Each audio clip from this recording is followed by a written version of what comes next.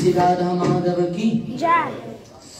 कुंज बिहारी भगवान श्री कृष्ण प्राण प्रिय शिष्याय गोपीनाथ भगवान की पतित पावनिताय गौरंग महाप्रभु की नित्य लीला प्रवेश चरणारविंद भक्ति वेदांत स्वामी श्री प्रभुपाद की गौर प्रेम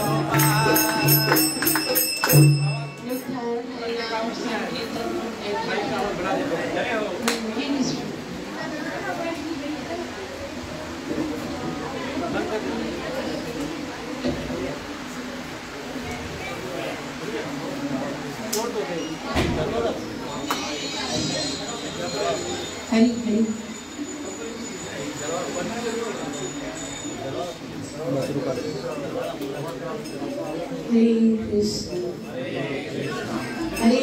कृष्ण हरे कृष्ण कृष्ण कृष्ण हरे हरे हरे राम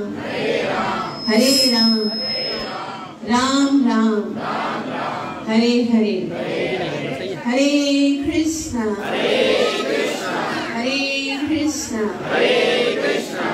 कृष्ण कृष्ण हरे हरे हरे राम राम राम हरे हरे हरे कृष्ण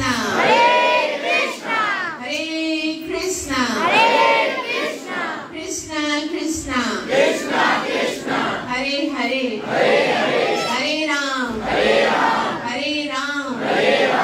राम राम हरे हरे।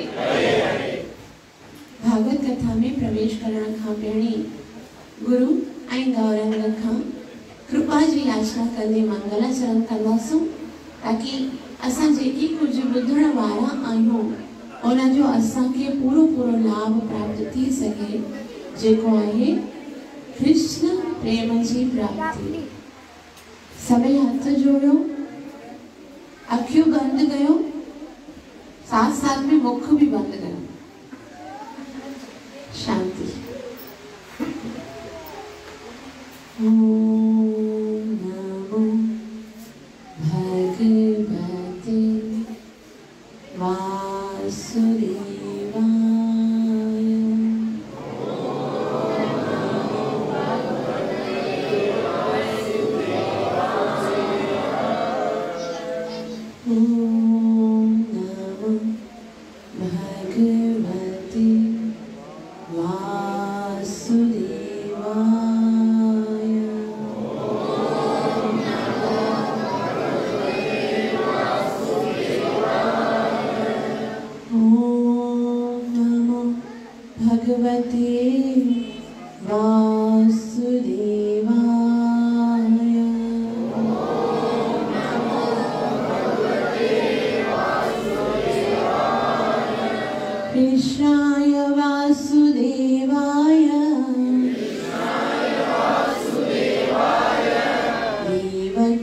नंदनाय च नन्दगोपकुमाराय गोविन्दाय नमो नमः। हे कृष्ण करुणा सिन्धु दीनबन्धु जगत्पते गोपेश गोपिका कान्ता राधा कान्त नमोऽस्तुते। तप्त काञ्चन गौराङ्गी राधे वृन्दावनेश्वरी वृषभानुसुते देवी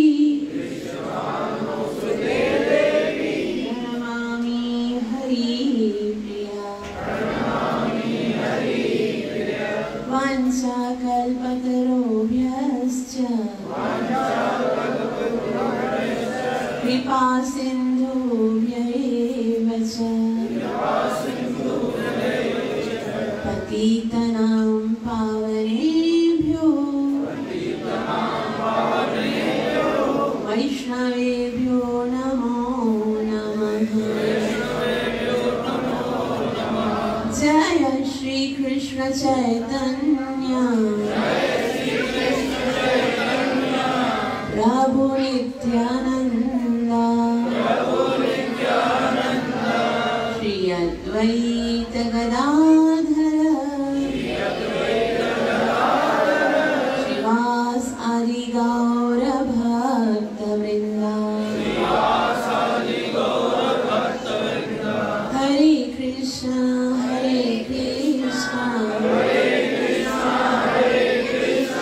कृष्ण कृष्ण हरे हरे हरे राम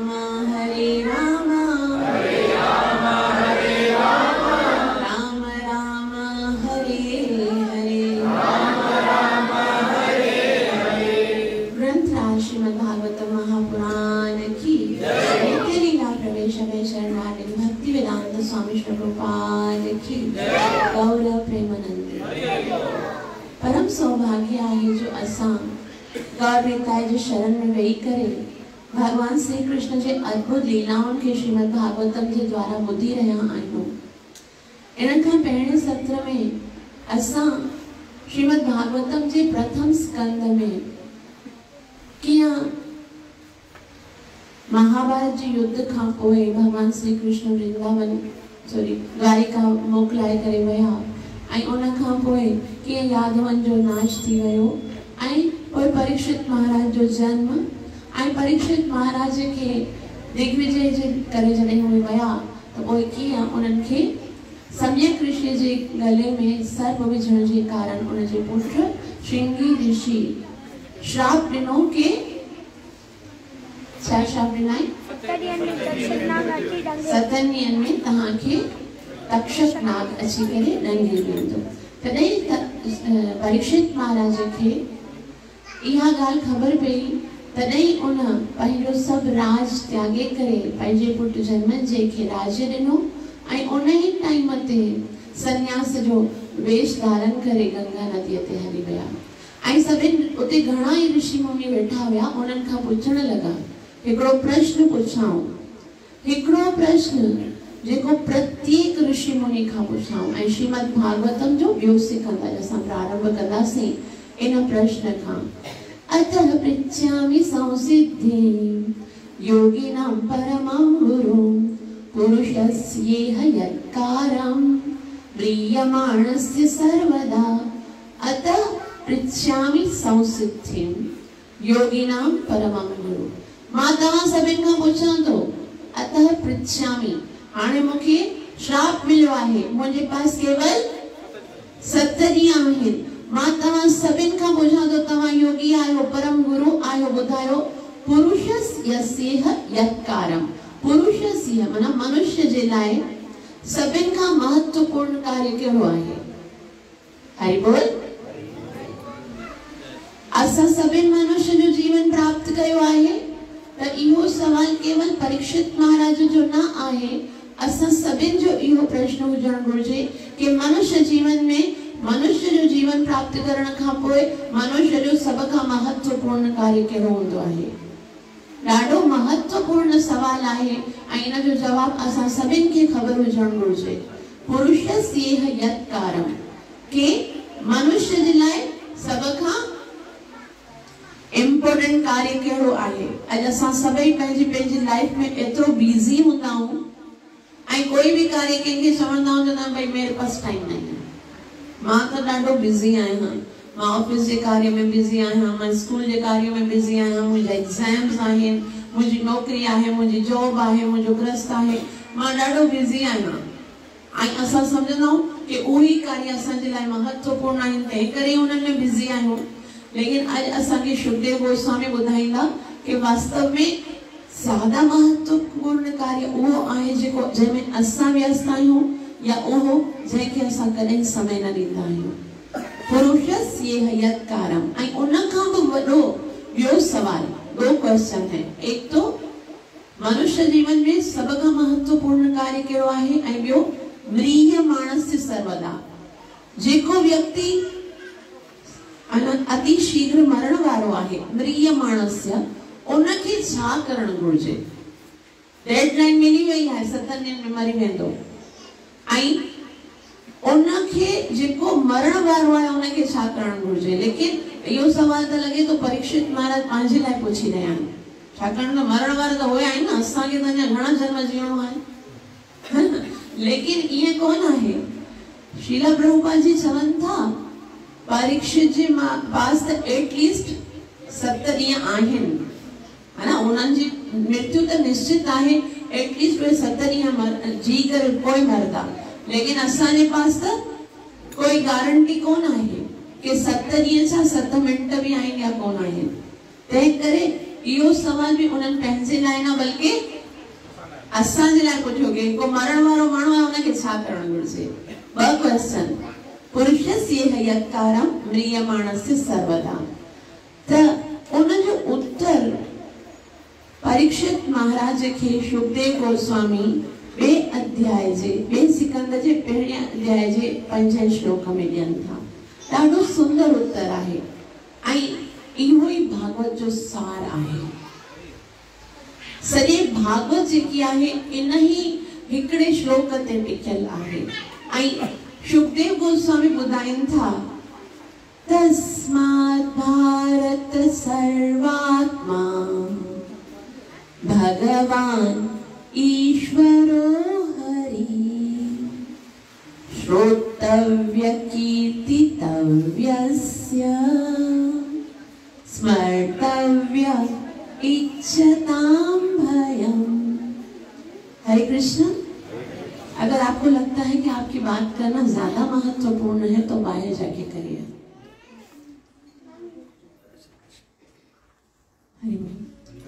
तस्मात् भारत सर्वात्मा के छाकाणि त हर कोई मनुष्य जेको आहे हिकिड़े ॾींहुं मरण वारो आहे ऐं मनुष्य खे पंहिंजे जीवन में छा इम्पोर्टेंट कार्य करणो आहे उहा ॻाल्हि सभिनि खे ख़बर हुजणु घुरिजे। तंहिं करे हे भारत यानी हे भरतवंशी परीक्षित मां तोखे ॿुधायां थो सर्वात्मा, तस्मात् भारत सर्वात्मा।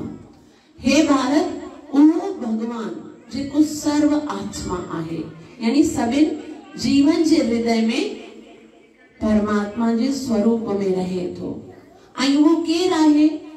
भगवान Shri Krishna Shrimad Bhagavad Gita chapter number 15 verse number 15 ॿुधाइनि था सर्वस्य चाहं हृदि सन्निविष्टो, सभिनि जे हृदय में मां ही परमात्मा जे स्वरूप में वेठल आहियां। त परीक्षित महाराज के शुकदेव गोस्वामी चवनि था तस्मात् भारत सर्वात्मा, उहो जेको सभिनि जे हृदय में वेठल आहे भगवान, उहो ही भगवान आहे। वरी जेकॾहिं डाउट हुजे कहिड़ो ईश्वर जे हिन संसार के पैदा कयो आहे, हिन संसार के पाले रहियो आहे, हिन संसार जी प्रलय करण वारो आहे, उहो भगवान के आहे हरि। तस्मात् भारत सर्वात्मा भगवान ईश्वरो हरि। हिकड़े ही श्लोक में, हिकड़ी लाइन में भगवान जो पूरो परिचय। जेकॾहिं इन हिकड़े श्लोक ते भी ॻाल्हाइजे न त जो सत्र खत्म थी सके तो। तस्मात् भारत सर्वात्मा, हे भरतवंशी, वो भगवान जेको सभिनि जे हृदय में परमात्मा जे स्वरूप में वेठल आहे, उहो ही भगवान आहे, उहो ही ईश्वर आहे, ऐं उन जो नाम आहे हरि। हरि जो मतलब छा खबर त महाप्रभु चवनि था, हरि शब्द अनेको अर्थ द्वयी मुख्यतम सर्व अमंगल हरे प्रेम दिए हरे मन। ओहो कृष्ण जेको जॾहिं असां उन जो नाम जप कंदा आहियूं, उन ई टाइम ते सर्व अमंगल हरे, असांजे जीवन जो हर कष्ट समाप्त थी वेंदो आहे। ऐं वो असांखे माना वो जागंदो आहे, कुछ देता है तो साथ में लेता है, प्रेम देता है और हृदय ले लेता है। वो भगवान उन जी विषय में छा करणो आहे, वो भगवान जेको आत्मा है सभिनि जी, जेको भगवान आहे, ईश्वर आहे, हरि आहे, उन जे बारे में छा करणो आहे, श्रोतव्य कीर्तितव्यस्य स्मर्तव्य इच्छता। उन जे विषय में ॿुधणो आहे, श्रोतव्य माना ॿुधणो आहे, कीर्तितव्य माना उन जो ही कीर्तन करणो आहे, स्मर्तव्य माना उनखे ही स्मरण करणो आहे। बस इहो ही मनुष्य जीवन जो सब खां महत्वपूर्ण कार्य आहे। सिंपल आहे, एकदम हिकड़े श्लोक में सब कुछ ॿुधाए छॾियो। उन जे बारे में कननि सां ॿुधो, उन्हनि जे मुख सां गुणगान कयो, मन सां उनखे स्मरण कयो, ऐं उहो केरा इच्छताम भयम। जेकॾहिं जन्म मरण जे चक्कर खां छुटण चाहियो था, जेकॾहिं पंहिंजे जीवन जे समस्त कष्टन खां छुटण चाहियो था, जेकॾहिं इन संसार में आनंद सां रही भगवत धाम के प्राप्त करणो था, त पोइ उन जे लाइ कुछ न करणो, उन भगवान जे विषय में श्रोतव्यम कीर्तितव्यम स्मर्तव्यम इच्छताम भयम। उन जे विषय में ॿुधो, उन जे विषय में ॻाल्हायो, उनखे स्मरण कयो, तॾहिं तव्हांजो मनुष्य जीवन सफल थींदो, ऐं तॾहिं तव्हांखे हिन संसार में भी आनंद ईंदो ऐं भगवान जो धाम भी प्राप्त थींदो। तॾहिं परीक्षित महाराज चवनि था कि मुझे पास समय थोड़ो आहे, बिल्कुल थोड़ो सो समय आहे, छा ये सब कार्य इन्हनि 7 ॾींहंनि में थी वेंदा? स्मरण भी कयां, श्रवण भी कयां, कीर्तन भी कयां। तॾहिं उन जो जवाब ॾींदे चवनि था कि भगवान के स्मरण करण जे लाइ या भगवान जो भक्त बणजण लाइ टाइम कंज्यूम, इन में टाइम जी जरूरत कोन आहे। श्री प्रभुपाद जी खां क्या पूछो कि मैं भक्त कितने समय में बन सकता हूँ स्वामी जी? भक्त बणजण लाइ मूंखे केतिरो, कॾहिं असां ॾिसंदा आहियूं कंहिं भक्त खे, कोई सोचींदा आहियूं ऐसा भक्त बनने के लिए तो मुझे बहुत समय चाहिए। कॾहिं लॻंदो आहे असां ख़बर नहीं कॾहिं बणजंदासीं अहिड़ा भक्त, लेकिन श्रीला प्रभुपाद जी खबर तो भक्त बनने के लिए समय नहीं चाहिए, आप अभी इसी वक्त बन सकते हो। उन्हें टाइम ते जे टाइम ते वहां सोचो है ना कि मुखे भगत बणजणो आहे, चाहे केड़ो भी, उन्हें टाइम ते बनजी सघूं था। ऐं लेकिन उन सां गॾोगॾु श्रीला प्रभुपाद जी हिकिड़ी ॿी ॻाल्हि चई, आप इसी वक्त बन सकते हो या 10,000 जन्मों में भी नहीं बन सकते। कहा everything is depends your own desire। आप कब बनना चाहते हो? भक्त कब बनोगे? जब आप बनना चाहोगे। असा जी छा प्रॉब्लम आहे? असा जो ना भगवान जॾहिं कृपा कंदो तॾहिं भगत बणजंदासीं, और भगवान जी पंहिंजी जिद आहे, तू भगत थी वे तॾहिं मां कृपा कंदसि। भगवान कृपा करे तो माला कया, भगवान ना माला कर तो मां तो कृपा कया। हो पंहिंजी ॻाल्हि ते अड़ियो जो मिलन ते करे बुद्धिमानी इहा आहे ख़बर आहे उन सां त न पुॼी सघंदासीं त उन जी मञण घुरिजे पहिरीं मदद थियो पोइ कृपा पंहिंजे लॻे थींदी त शुकदेव गोस्वामी चवनि था कि भक्त बणजण लाइ समय नथो घुरिजे महाराज खटवांग त 2.5 घड़ियनि में भक्त बणजी वियो ऐं भगवत धाम खे प्राप्त भी कयनि महाराज खटवांग हिकिड़ो राजा हुयो ऐं वो छा देवताउनि जी सहायता करण जे लाइ देवासुर संग्राम में उन्हनि जी सहायता करण जे लाइ वियो ऐं जॾहिं ॾिसो पहिरें खां राजा कहिड़ा हूंदा हुया देवताउनि जॾहिं युद्ध कंदा उन्हनि जी केतिरा शूरवीर क्षत्रिय असांजा गुज़रिया जेके देवताउनि जी सहायता करण जे लाइ वेंदा हुया त देवताउनि जो युद्ध थी रहियो हो युद्ध समाप्त थियो देवताउनि जीते वरितो हाणे महाराज खटवांग खां देवताउनि पुछो तव्हां असांजी घणी सहायता कई ॿुधायो अव्हां जी सहायता जे बदले में असां तव्हांखे छा ॾियूं तॾहिं खटवांग महाराज चयो मूंखे मुक्ति खपे बसि हाणे मां थकी पियो आहियां जी करे मां मोक्ष प्राप्त करण चाहियां थो तॾहिं देवताउनि ख़बर अथव छा चयो इहो असांजे हथ में कोन आहे असां मोक्ष नथा ॾेई सघूं याद रखो देवताओं असांखे संसारी सुख ॾेई सघनि था स्वर्ग ॾेई सघनि था लेकिन जन्म मरण खां छुटाए नथा सघनि स्वर्ग मिलण खां पोइ बि वरी ॼमण वठणो पवंदो वरी मरणो पवंदो वरी दुख बीमारी वरी ये सब जेके झंझट आहिनि से भुगतना पवंदा तंहिं करे भगवान श्री कृष्ण चवनि था कि सही तरीक़ो छा आहे कि मुंहिंजी भक्ति कयो भव मां भक्तो त उन्हनि चयो असां त तव्हांखे मोक्ष नथा ॾेई सघूं तव्हां इन खां अलावा ॿियो कुझु घुरो चए अच्छा ॿुधायो एतिरो ॿुधायो कि मुझे जीवन में बाकी केतिरो समय बचो है मतलब अभी कितना समय मुझे जीना है तॾहिं देवताउनि जो इहो त असां ॿुधाए था सघूं छाकाणि तव्हांजे जीवन में हाणे 2 घड़ियूं बचियूं आहिनि खाली 2 घड़ियुनि जो समय आहे उन जे बाद तुंहिंजो जीवन समाप्त त चए अच्छा 2 घड़ियूं पोइ मां हिते कुझु करे सघंदो उन टाइम ते स्वर्ग में युद्ध थियो कि मां मोक्ष प्राप्त कयां चए स्वर्ग से कोई फ्लाइट भगवान के धाम में जाती ही नहीं है स्वर्ग से पहले पृथ्वी पे आना पड़ेगा यहाँ पर हरि नाम जप करना पड़ेगा यहाँ से फ्लाइट लेके जाएंगे उधर तो अच्छा वो हाणे छा कयां सीधी ॻाल्हि आहे असां तव्हां सां सिंसियर आहियूं पहिरीं तव्हां पृथ्वी ते वेंदा उते जेकॾहिं भगवत कथा भगवान में मन लॻाईंदो तॾहिं कोई अॻियां जो चांस आहे चइबो अच्छा तव्हां स्वर्ग मां मूंखे पृथ्वी ताईं केतिरो समय में पहुचाईंदा अधु घड़ी में पहुचाईंदासीं चलो ठीकु आहे उते त पहुचायो पहिरीं पृथ्वी ते आया पोइ पृथ्वी ते अची करे हिकिड़े शुद्ध गुरुअ जी छाना भगवान खे चयो भगवान मां पंहिंजी ज़िंदगी में कॾहिं कुझु अगरि पुण्य कयो आहे को शुद्ध वैष्णव मूंखे हरि जो नाम ॿुधाए तो उते नारद मुनि प्रकट थिया भगवान जो नाम ॿुधाई 2 घड़ियूं हिते ख़त्म थी वयूं बाक़ी हिकिड़ी घड़ी बची हुई ऐं उन हिकिड़ी घड़ी में प्रेम सां उच्चारण कयो हरे कृष्णा कृष्णा कृष्णा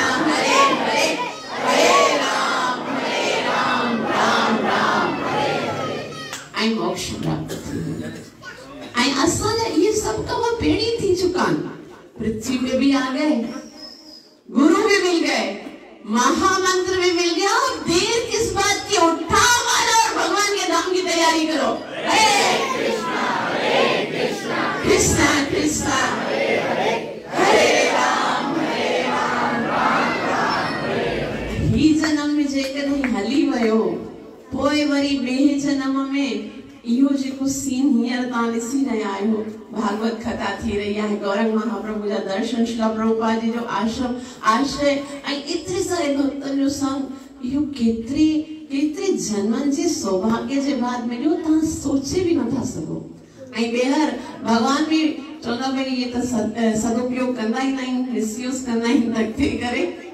तंहिं करे असांखे जेको चांस मिलियो आहे न उनजो असांखे सदुपयोग करणो आहे ज्यादा थोड़ो सीरियस थियणो आहे त उनखां इन भागवतम जे मेन जेको विषय आहे इन जे उत्तर में शुकदेव गोस्वामी परीक्षित महाराज खे ॿुधाइनि था कि पहिरियों जेको कम असांखे करणो आहे छा करणो आहे 3 कम ॿुधां पहिरियों छा श्रवण करण सब खां ज्यादा हाणे ॾिसो परीक्षित महाराज जी मृत्यु सामने खड़ी आहे ऐं शुकदेव गोस्वामी चवनि था तोखे कुझु न करणु घुरिजे। ते ॿिया जेके बि ऋषि मुनि आहिनि उन्हनि सभिनि पंहिंजो पंहिंजो ॿुधायो। हरे कृष्णा। के चवनि था कि तव्हांखे तपस्या करणु घुरिजे, के चवनि था तव्हांखे यज्ञ करणु घुरिजे, के चवनि था तव्हांखे दान ॾियणु घुरिजे, लेकिन सुखदेव गोस्वामी चए तव्हांखे कुझु न करणु घुरिजे। पहिरीं वियो आनंद सां शांति सां मट करे वे, मां ॻाल्हायां थो तूं ॿुध, श्रवण कर। श्रवण करणु केतिरो महत्वपूर्ण आहे। भक्ति जो प्रथम अंग आहे श्रवण करणु। तंहिं करे सुखदेव गोस्वामी चवनि था श्रवतां श्रद्धयां नित्यं गृणतस्य च चेष्टता कालेन अतिदीर्घेन भगवान् विश्वते हृदये श्रवतां श्रद्धयां नित्यं। श्रवण करणो आहे, कीअं करणो आहे? श्रद्धा सां श्रवण करणो आहे। केवल कननि सां ॿुधणो न आहे। कन त सिर्फ़ हिकिड़ो इंस्ट्रूमेंट आहिनि जंहिंसां असां इंफॉर्मेशन अंदरि खणी वेंदा आहियूं। उहा इंफॉर्मेशन असां उन ते यकीन कयूं था, श्रद्धा नथा रखूं, केतिरी रखूं था, उन ते डिपेंड करे थो। तंहिं करे श्रवण अकेलो न आहे करणो। तव्हां सभई हिते वेठा आहियो, सभु ॿुधी रहिया आहियो, सभु हिकिड़ो ई जेको सेंटेंस हूंदो आहे न उनखे अलॻि अलॻि तरीक़े सां खणंदा आहियूं। इहा ई कथा ॿुधी करे जॾहिं धुंधुकारी जहिड़ो राक्षस मोक्ष खे प्राप्त थियो, तॾहिं ॿिया चवण लॻा असां बि त कथा ॿुधी। तॾहिं उन टाइम ते गऊ करणु चए थो उन जो ॿुधणु ऐं तव्हां जो ॿुधणु केतिरो डिफरेंस आहे। उन जे लाइ तॾहिं त पार्षद खणी आया हुया विमान, तव्हां जे लाइ न खणी। त श्रवण कीअं करणो आहे? श्रवण करणो आहे चेष्टता, गृणतस्य च चेष्टिता। चेष्टिता माना पूरो प्रयास करणो आहे कि उनखे असां हृदय सां ॿुधूं, मन सां उनखे स्वीकार करियो। ॾिसो टे शयूं हूंदियूं आहिनि श्रवण जी जेकी विधि हूंदी आहे। श्रवण करणु, मनन करणु ऐं निध्यासन। यानी श्रवण कंहिंसां कबो आहे? कननि सां। मन सां छा कबो आहे? उनखे स्वीकार कबो आहे, उन ते श्रद्धा रखणी, मन लॻो हुजणु घुरिजे। हिकिड़े दफ़ा हिकिड़ो साधू हुयो, उन वटि ॿुधण लाइ घणा ई भक्त ईंदा हुया। त हिकिड़ो भक्त आयो, उहो पुछण लॻो कि गुरु महाराज मां ॿुधण ईंदो आहियां, लेकिन न माने वो अंदर वेंदो कोन आहे। ॿुधंदो आहियां मथां, लेकिन वो मूंखे न प्रैक्टिकल लाइफ में मां न करे सघंदो आहियां। इन जो कारण छा आहे? तॾहिं वो साधु चए थो पंहिंजो लोटो साथ खणी ईंदो कर। माना लोटो कहिड़ो? जेको लोटो कहिड़ो? तॾहिं उन जो साधु चवे थो लोटो जो मतिलबु कथा में तूं वे न, ही बुद्धि पंहिंजी उन जॻह ते रख, खाली कन खणी न ईंदो कर, हे बुद्धि खणी ईंदो कर कि जेकॾहिं हिन कथा मां लाभ न वरितो त मुंहिंजो जीवन अजायो थी वेंदो। त पंहिंजे हृदय सां मन लॻाए करे ॿुधणो आहे, मन लॻाए करे। वैसे त सर्व मां प्रभु चवनि था टे शयूं टिकंदियूं न आहिनि। हिकिड़ो पीपल जो पन, हिकिड़ो हाथीअ जो कन, ऐं ॿियो मनुष्य जो मन। ये टिकंदा न आहिनि, हर वक़्तु हिलंदा रहंदा आहिनि। लेकिन भगवान अर्जुन खे चवनि था अभ्यासेन तु कौन्तेय वैराग्येण च गृह्यति। असांखे पंहिंजे मन खे उन कथा के ॿुधण में लॻाइणो आहे। जॾहिं कथा ॿुधो न, तॾहिं इहो न सोचो मैं सुन रहा हूं, इहो सोचो कि मां भी उन ई जाइ ते वेठो आहियां जिते परीक्षित महाराज खे सुखदेव गोस्वामी ॿुधाए रहियो आहे। वो अपनी जेकी स्थिति आहे न उन खां ॿाहिरि निकिरी अचो। छाकाणि त जेसिताईं जहिड़े भाव मां तव्हांखे लॻंदो मां हे आहियां मैं तभी उस टाइम पर सोचो बस मां हिकिड़ी आत्मा आहियां ऐं मां ना जाने केतिरनि जन्मनि खां तरसी रही आहियां, भगवान सां विछड़ी वई आहियां ऐं इहो केवल श्रवण हिकिड़ो माध्यम आहे जंहिंसां मां भगवत धाम खे प्राप्त करे सघां थो। तंहिं करे प्रेम सां ऐं मन सां उहा कथा ॿुधणी आहे ऐं उन ॿुधण खां पोइ छा करणो आहे? चेष्टा करणी आहे। निध्यासन माना उन में प्रैक्टिकल उतारण जो प्रयास करणो आहे। हिकिड़े दफ़ा हिकिड़ो माण्हू बीमार थी वियो, खांसी हुयसि घणी, ऐं उनखे उनजे गुरुअ चयो वञी तो डॉक्टर खे ॾेखार, भाई खांसी थी अथई, डॉक्टर खे ॾेखार, दवाई वठी अचो खां। त हिकिड़े हफ़्ते खां पोइ वरी गुरुअ सां मिलियो, उनखां बि ज्यादा खांसी थी वयसि। त चयईं तूं डॉक्टर वटि वएं? चई हा गुरुदेव। त चई पोइ दवाई वरिती? चई हा, डॉक्टर जी फी 1000 रुपए ॾिनी ऐं उन दवाई मूंखे लिखी ॾिनी 2000 जी। त चई पोइ अच्छा, पोइ तुंहिंजी खांसी न लथी, तो दवाई पीती हुई? ना गुरु महाराज मां दवाई पीती न। तो दवाई पीती कोन आहे तो तुंहिंजी खांसी थोड़ी न सही थींदी। अगर असांखे भवरोग खे खत्म करणो आहे त ही गुरु असांजो डॉक्टर आहे, सत्संग असांजी मेडिसिन्स आहे, ऐं खाली सत्संग ॿुधण सां कुझ न थींदो, उनखे पंहिंजे जीवन में अप्लाई करनासीं तॾहिं त असांजो रोग खत्म थींदो। जेकॾहिं असां सोचूं भई सत्संग ॿुधी आया आहियूं तॾहिं ताईं कुझ न थींदो, जेसि ताईं इहा हरिनाम जी दवाई रोज़ाना उनजो डोज न वठंदासीं न, तेसि ताईं कॾहिं कॾहिं अची करे मूंखां पुछंदा आहिनि मन शांत न आहे। मन खे शांत करण जो कोई उपाय ई कोन आहे भगवान जे नाम खे जप करण खां अलावा। उन मन के शांत करण, पंहिंजी चिंताउनि सां निवृत्त थियण जो हिकिड़ो ई उपाय आहे कि असां भगवान जो नाम जप कयूं। सिर्फ केवल इतना बात सुन लेना काफी है क्या? जॾहिं ताईं उन नाम खे असां प्रेम सां उच्चारण न कंदासीं तॾहिं ताईं कॾहिं बि पंहिंजी परेशानियुनि खां आज़ाद न थींदासीं। त उन एतिरो ॿुधाइण खां पोइ परीक्षित महाराज चवण लॻो कि तव्हां ॾाढी सुंदर ॻाल्हि ॿुधाई आहे कि भगवान जे विषय में ॿुधूं, भगवान जे विषय जो कीर्तन कयूं, स्मरण कयूं, लेकिन असां सभु संसारी माण्हू आहियूं। जीअं असां चवंदा आहियूं न भई असां त ग्रस्त आहियूं, एतिरो जो ॿुधाऊं उन ई टाइम ते शुकदेव गोस्वामी थोड़ा रोष में अची विया, मतलब थोड़ा क्रोध में अची चवण लॻा संसारी माण्हुनि जी ॻाल्हि न कर, मनुष्य बणजी ईंदा आहिनि ऐं उन्हनि खे ख़बर न आहे त मनुष्य जो जीवन जो कर्तव्य। कॾहिं कॾहिं असां इहो बि पुछंदा आहियूं भाई उन बेचारों को तो पता ही नहीं है कि कृष्ण भगवान है, उन बेचारों को तो ये भी पता नहीं कि हमको माला करनी चाहिए, उन बेचारों को तो ये भी पता नहीं कि हमको नॉनवेज नहीं खाना चाहिए, उनको तो ये भी पता नहीं कि एकादशी के दिन अनाज नहीं खाना चाहिए। क्या उन पे भी उनको भी अपराध लगेगा? अरे पता नहीं है तो पता करना चाहिए ना, मनुष्य बने जानवर थोड़ी बने। जेकॾहिं असां के गवर्नमेंट में रहंदा आहियूं त उन government J rules and regulations के असां के मालूम करणो आहे न।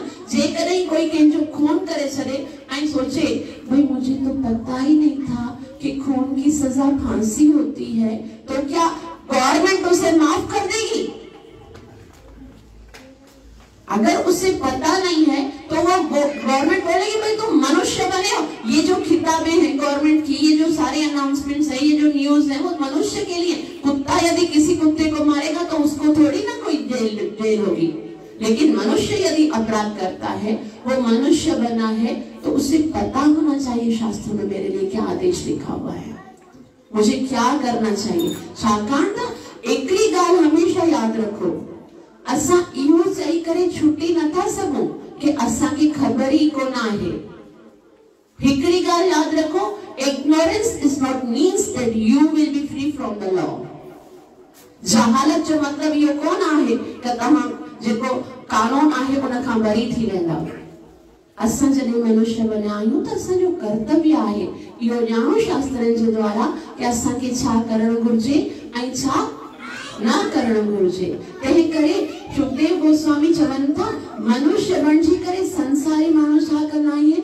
निद्रा ह्रियते नक्तुम वयवायेन वावया देवाचार्थे हया राजन कुटुंब भरणेन वा। संसारी लोग जेके आहिनि से मनुष्य जो जीवन जो उद्देश्य छॾे निद्रा ह्रियते राजन, रात जो सुम्हंदा आहिनि या संभोग कंदा आहिनि ऐं ॾींहं जो सॼो ॾींहुं कारोबार में लॻाईंदा आहिनि।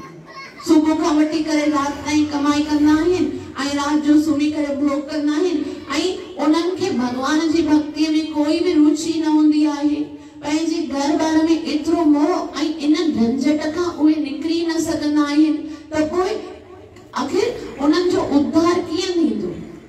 आखिर असां पाण खां पुछूं, केर आहे असां मां या तव्हां मां जंहिंखे हिन संसार जे इन विश्व जो अनुभव न हुजे कि संसार में केतिरो ज़हर भरियो आहे, केतिरो तकलीफ़ूं आहिनि। संसार जे द्वेष जो, संसार जे पीड़ा जो, संसार जे कपट जो, संसार जे टेंशन जो, छा असां मां कोई अहिड़ो आहे जंहिंखे अनुभव न हुजे?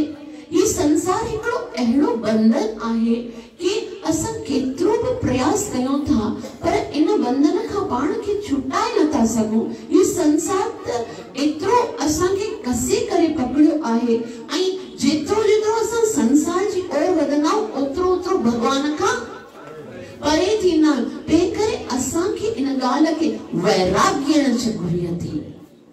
असांखे पंहिंजी ड्यूटीज़ कंदे हुए भी आसक्ति खां बचणो आहे ऐं इन करे चवंदा आहिनि कॾहिं कॾहिं घर बार खे छॾे करे कॾहिं वृंदावन वञे, कॾहिं हरिद्वार वञे, भगवान जे नाम में भगवान जे भक्तन जो संग कजे। इन सां छा थींदो?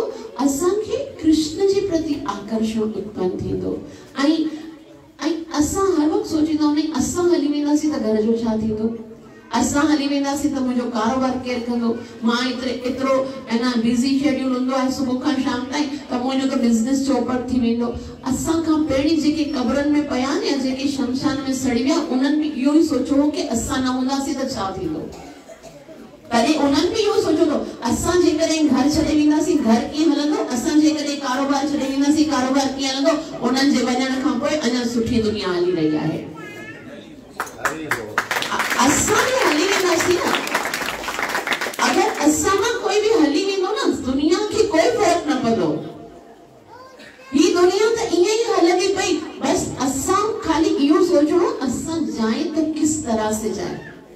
जाना तो है ही, अब हम किस तरह से जा रहे हैं ना। हो जेको वेंदो आहे मरण भी ॿ तरीक़े जो हूंदो आहे, हिकिड़ो त सड़ंदो आहे, हिकिड़ो भगवान सां मिलंदो आहे। त जहिड़ा असां कार्य कया आहिनि उन ही हिसाब सां असांजी मृत्यु थींदी आहे। त ऐं तंहिं करे शुकदेव गोस्वामी चवनि था कि जॾहिं मनुष्य जो जन्म मिलंदो आहे त असांजो जेके इंद्रियूं आहिनि उन्हनि खे भगवान जी सेवा में लॻाइणो आहे। अगर असां मनुष्य जो जन्म वठी करे, छाकाणि त सवाल इहो पुछो आहे न कि मनुष्य खे छा करणो आहे, तंहिं करे हिकिड़े ई श्लोक में ॿुधाइनि था जिन हरि भगति हृदय नाही आनी जीवन शव समान सो प्राणी। जिन हरि भगति हृदय नहीं आनी, हे परीक्षित जंहिंजे हृदय में भगवान जी भक्ति कोन आहे जीवन शव समान सो प्राणी। ॾिसण में लगे तो कि जीवित आहे, साह खणी रहियो आहे, लेकिन साह खणण सां कंहिंजी जीवित हुजण जो प्रमाण कोन्हे। साह त उहा कुम्हार जी धोकड़ी भी खणंदी आहे। छा उनखे असां मनुष्य चवंदासीं?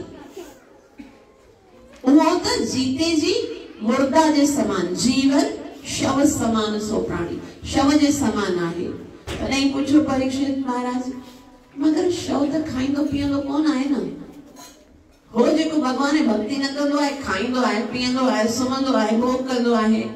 तॾहिं परीक्षित महाराज खे चवनि था इहो ई त मां तव्हांखे ॿुधायां थो कि खाइण पीअण सुम्हण भोग करण त जानवरनि जो कमु आहे।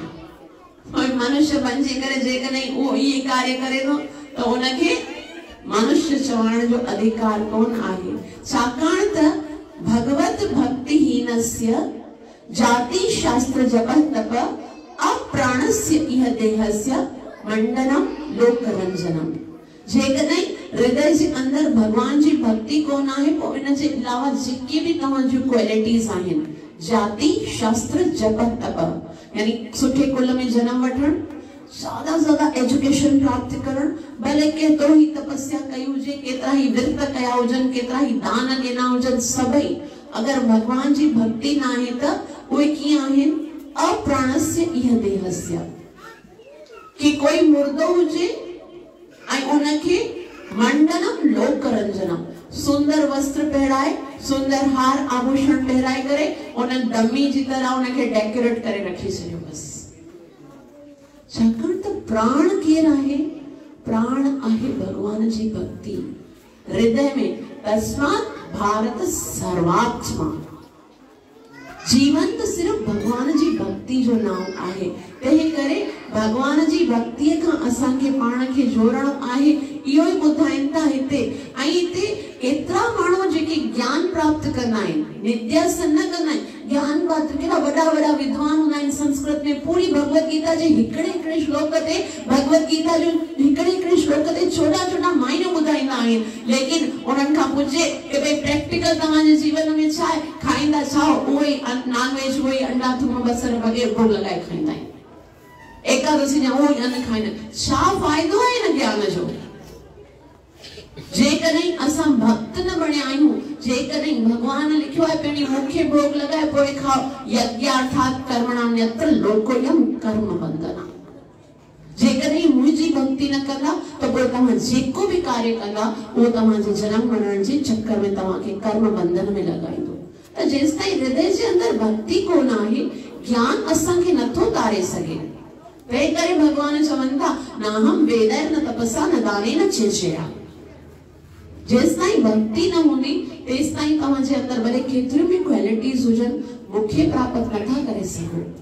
तंहिं करे कुझु असांखे इहो सोचणो आहे कि कीअं भगवान जी भक्ति कयूं। ऐं इहो जेको तव्हां कदम खणियो आहे श्रवण करण जो, ऐं धन्य आहिनि उहे भक्त कन्हैयालाल प्रभु, शेवक राम प्रभु, जे असांखे अहिड़ो अवसर प्रदान कयो आहे कि असां सभई हिन प्लेटफॉर्म ते वेही करे भगवान जे विषय में श्रवण जे लाइ एकत्रित थींदा आहियूं।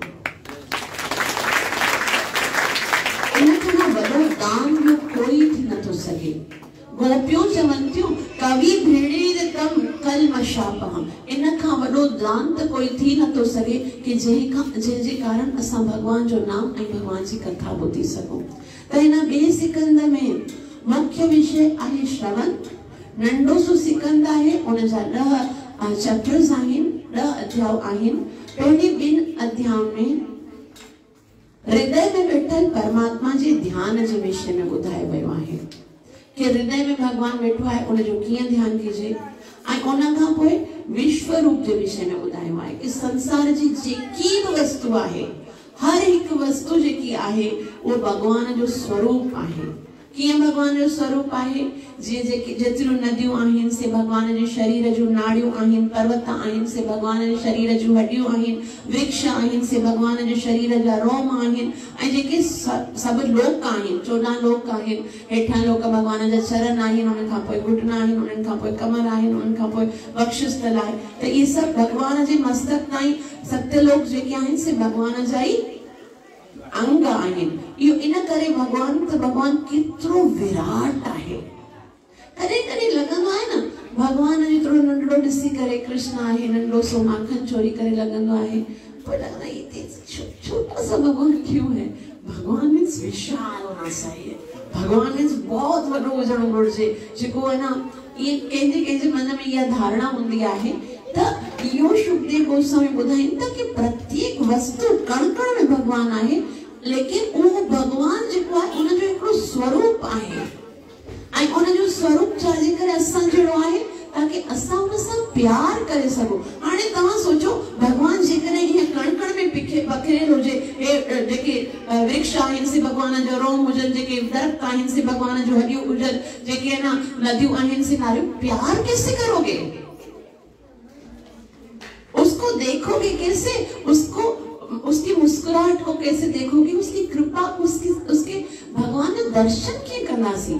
हिन कण कण में बेशक भगवान आहे, बेशक भगवान कण कण में आहे, लेकिन कण कण भगवान न आहे। भगवान जो हिकिड़ो अलॻि पर्टिकुलर स्वरूप आहे। भगवान जेको सुंदर स्वरूप जेके शास्त्रनि में ॿुधायो वियो आहे। तंहिं करे शुकदेव गोस्वामी पहिरीं ॿुधाइनि था कि भगवान जो हृदय में ध्यान करूं, पोइ ॿुधाइनि था कण कण के प्रत्येक वस्तु में भगवान जो स्वरूप आहे। आगे उहो ई भगवान हृदय में परमात्मा जे सूरत में आहे। अध्याय ॿ जेके अॻियां जा 2 अध्याय आहिनि 3 and 4 उनमें हृदय के पवित्र ऐं निर्मल करण जी विधि श्रवण आहे। उन जे बारे में ॿुधायो वियो आहे त जेतिरो जेतिरो असां श्रवण कंदासूं एतिरो एतिरो हृदय निर्मल थींदो। त श्रवण बि कीअं करणो आहे? ग्रंथस्य सचेष्टता। चेष्टता माना चेष्टा करणु। चेष्टा जो मतलब छा आहे? कोशिश करणु।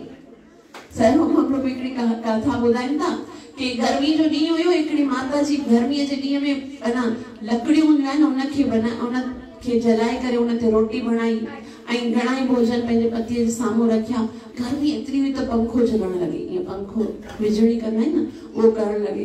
त पोइ बि हुनजे पतीअ जे न पसीना निकिरी रहिया हुया। त पसीने खे ॾिसी करे पत्नी चवे थी 3 घंटा किचन में बीह करे प्रसाद मां बनायो, तोखे परोसो मां आहे ऐं वरी विञणीअ सां हवा बि मां थी करियां, पसीनो तोखे थो निकिरे, हिन जो कारण छा आहे? अरे पति चए थो बेवकूफ चबाए के दो क्षमा तो मैं ना हूं तुमसे ना मुझे। त ये करे शिला प्रभुपाद जी चवनि था ॾिसो वेद व्यास जी असांखे केतिरा सारा शास्त्र ॾिना, सभई शास्त्र संस्कृत में, अहिड़ी कठिन संस्कृत कि असां समझी भी न सघियासीं। त पोइ शिला प्रभुपाद जी छा कयो? हिकिड़े श्लोक खे पहिरीं ट्रांसलेशन कयो ऐं उन खां पोइ उनजो परपट ॿुधायो कि भई हिन में भॻवान इहो थो ॿुधायो। ऐं एतिरो सुंदर खाली लिखियल किताब आहे, उहा पढ़णी बि कोन आहे। भॻवान इस्कॉन जा जेके भॻत आहिनि से तव्हांखे पढ़ी ॿुधाईंदा आहिनि भई हिन श्लोक में हे लिखियल आहे, हिन जो मतिलबु हे आहे, हिन जो मतिलबु हे आहे, ऐं अव्हांखे खाली ॿुधण में बि कष्ट ईंदो आहे। खाली असां ॿुधंदा आहियूं हिकिड़ो घंटो, वाह इज़ाज़म थोड़ी थींदो, हिकिड़ो घंटो न माता अध घंटे का सत्संग निकल, ताकि असां मतलब खाली सुनना भी हमारे लिए मुश्किल हो गया है। तो इन जो मतलब कि असां की चेष्टा कुछ तो हमारे चबाना तो पड़ेगा भाई, कुछ चबा आने सब कुछ मिली वियो आहे ऐं ॿुधण में भी तकलीफ़। तंहिं करे अॻियां वरी 3 अध्याय आहिनि, उनमें भगवान खे ॼाण जी कीअं सृष्टि जी रचना, सृष्टि जी उत्पत्ति जे विषय में ॿुधायो वियो। ऐं शुकदेव गोस्वामी ॿुधाइनि था कि ॾाढो सुंदर प्रसंग आहे, इन ते ख़त्म कंदासीं, ॾाढो सुंदर आहे, थोड़ो ध्यान ॾींदा। नारद मुनि हिकिड़े दफ़ा ब्रह्मा जी जे पास वियो ऐं ब्रह्मा जी खे चवण लॻा, हे पिताजी इहा सृष्टि त तव्हां बणाई आहे न, ऐं इहा सॼी दुनिया तव्हांजे हथ में ईअं आहे जीअं नंढड़ो ॿार जे हथ में अखरोट हुजे। अखरोट हूंदो आहे न नंढड़ो, उहो कीअं उनखे हर तरह सां ॾिसी सघंदो आहे। त तव्हां इहा सृष्टि बणाईंदा आहियो हर बार। ब्रह्मा जी एतिरो ॿुधी करे ख़बर अथव छा कयो? पंहिंजे ॿिन्ही कननि ते हथ रखी छॾियो ऐं चई न पुट, मां इन सृष्टि खे न बणायो आहे, मां त सिर्फ़ उन भॻवान जो सेवक आहियां। मां त जीअं भॻवान मूंखे सभई इंग्रेडिएंट्स ॾींदा आहिनि, मां जेको आहे उन भॻवान सां उत्पन्न थियो आहियां। मां पाण बि अॼु जेको तव्हांखे ॾिसण में अचे थो, तोखे छाकाणि त सृष्टि जो सृजन त ब्रह्मा जी करे थो, लेकिन ब्रह्मा जी चए थो मां पाण भॻवान सां उत्पन्न थियो आहियां ऐं जेको बि कार्य करे रहियो आहियां उहो भॻवान जी शक्तिअ सां करे रहियो आहियां। इहो ब्रह्मा जी जेको आहे उहो सभ खां वॾी ऑथोरिटी आहे। शुकदेव गोस्वामी इन करे ॿुधाइनि था कि उहो ब्रह्मा जी जे सभिनी जीवन खे उत्पन्न कयो आहे, उहो बि इन ॻाल्हि खे स्वीकार नथो करे त मां भगवान आहियां। पोइ असां जहिड़ा कीड़ा मकोड़ा जेके ब्रह्मा जी बणाईंदो आहे ऐं उन जे हिकिड़े ॾींहं में केतिरे दफ़ा असां मरंदा आहियूं, असां मां केरु जेकॾहिं चए कि मां भगवान आहियां त उहो स्वीकारणीय कीअं थो थी सघे। तंहिं टाइम ते आचार्य गण चवनि था अगरि कोई चवे न कि हे भगवान आहे, मुंहिंजो जेको साईं आहे सो ई भगवान आहे, उहो ई कृष्ण आहे, उहो ई राम आहे, छो मञो था, लेकिन हिकिड़ी कसोटी आहे कि भगवान श्री कृष्ण जॾहिं चयो त मां भगवान आहियां, उन टाइम ते अर्जुन चयो साईं मञा थो तोखे, बस तूं पंहिंजो विश्व रूप ॾेखार। बस इतना बोल दो कि असां पंहिंजे भगवान खे छॾे तोखे पूजा करण जे लाइ तयार आहियूं, बस तूं खाली पंहिंजो विश्व रूप ॾेखारे, हूंदो त ॾेखारींदो न। हाणे ईअं चयो राधा गोविंद महाराज सही था चवनि कि अगरि कोई चए न कि आउं भगवान आहियां, तॾहिं तूं हुनखे चओ वाह साईं असां तोखे मञण लाइ तयार आहियूं। लेकिन भगवान जॾहिं कश्यप अवतार वरितो हुयो, कश्यप अवतार उन जे मथां मंदरा मंदराचल पर्वत रखियो वियो हुयो ऐं मंदराचल पर्वत खे जॾहिं नांग जी रस्सीअ खां ईअं घुमाए रहिया हुआ तॾहिं कश्यप अवतार जेको भगवान हो उनखे आनंद अची रहियो हो, सुकून अची रहियो। असां बि ईअं था कयूं, 100 किलो जी बोरी तव्हांजे मथां रखी करे पोइ उनखे घुमायूं था। जेकॾहिं तव्हांखे बि आनंद अची वञे त पोइ असां मञंदासीं कि तूं भगवान आहीं। मतलब कुछ है ही नहीं और हम उसको भगवान मान लेते, भगवान के छॾे करे। तंहिं करे भगवान खे समझणो आहे कि भगवान केरु आहे। ब्रह्मा वरी ॿुधाइनि था कि मुंहिंजी उत्पत्ति जो कारण आहे गर्भोदक्षाय विष्णु। टे विष्णु हूंदा आहिनि, कारणदक्षाय विष्णु, गर्भोदक्षाय विष्णु ऐं क्षीरोदक्षाय विष्णु। उन खां पोइ ॿुधाइनि था मां कीअं उत्पन्न थियो आहियां। जॾहिं कारणदक्षाय विष्णु जेके जॾहिं साह खणंदो आहे त अनेक अनेक ब्रह्मांड उनजे साह मां निकिरंदा आहिनि। हिकिड़े ब्रह्मांड जी ॻाल्हि कंदासीं जंहिंमें तव्हां था रहो। उहो जेको आहे पहिरीं जॾहिं उत्पन्न थींदो आहे त एकदम ब्लैंक हुंदो आहे, खाली हुंदो आहे ऐं डार्क हुंदो आहे ऐं भगवान उनखे अध जेको ब्रह्मांड हुंदो आहे पंहिंजे पसीने जे जल सां भरे छॾींदो आहे। उनमें भगवान जो ॿियो अंश अवतार यानी गर्भोदक्षाय विष्णु जेको आहे सो उत्पन्न थींदो आहे हिकिड़े ब्रह्मांड जे अंदर। ब्रह्मांड हिकिड़ो अंडे जे बराबर हुंदो आहे, इनमें ही ये 14 प्लैनेट्स हूंदा आहिनि। त उन गर्भोदक्षाय विष्णु उन जेको ब्रह्मांड आहे उनमें गर्भोदक्षाय विष्णु उत्पन्न थींदा आहिनि ऐं उनजे नाहीअ मां हिकिड़ो कमल जो गुल निकिरंदो आहे, उनमें ब्रह्मा जी अचनि था। त ब्रह्मा जी ॿुधाइनि था कि मुंहिंजो जनम ईअं थियो आहे ऐं मुंहिंजे जनम थियण खां पोइ मूंखे सम्झ में न आयो त मां ॼमियो काथो आहियां। तंहिं करे मां पंहिंजे जनम जो जेको स्रोत आहे उनखे घणो ई समय ॻोल्हियो पर मूंखे उहो स्रोत सम्झ में न आयो। तॾहिं मूंखे लॻो त मां छाजे लाइ पैदा थियो आहियां। मां ध्यान में वेठसि त शुद्ध सरस्वती जेको आहे मूंखे 2 शब्द 2 अल्फाबेट्स ॿुधाया ऐं वर्णमाला जेको असां हिंदी में वर्णमाला पढ़ंदा आहियूं न क ख ग घ, उन जो 16 अखर ऐं 21 अखर त ऐं प, ये 2 अखर मूंखे ॿुधण आया ऐं मां सोचियो कि मूंखे आकाशवाणी थी आहे कि मूंखे हाणे छा करिणो आहे, तप करिणो आहे। लेकिन उन्हनि जे पास कोई मंत्र त न हुया। त उन टाइम ते शुद्ध सरस्वती जी प्रेरणा सां उन्हनि खे 18 अक्षर यानी गोपाल मंत्र जेको आहे उनखे हृदय में प्रकट थियो ऐं ब्रह्मा जी चवनि था कि मां केतिरो ई समय उन जो ध्यान करे उन मंत्र जो उच्चारण करे पोइ उन जी जॾहिं मंत्र उच्चारण कयो त भगवान विष्णु जेको आहे मुंहिंजे सामने प्रकट थियो। पहिरियों जीव आहे ऐं उन जॾहिं मंत्र जप कयो आहे तॾहिं भगवान प्रकट थियो आहे। इन जो मतिलब असांखे भगवान इहो संकेत कनि था कि जेकॾहिं असां बि मंत्र जप कंदासीं तॾहिं भगवान असांखे प्राप्त थींदा।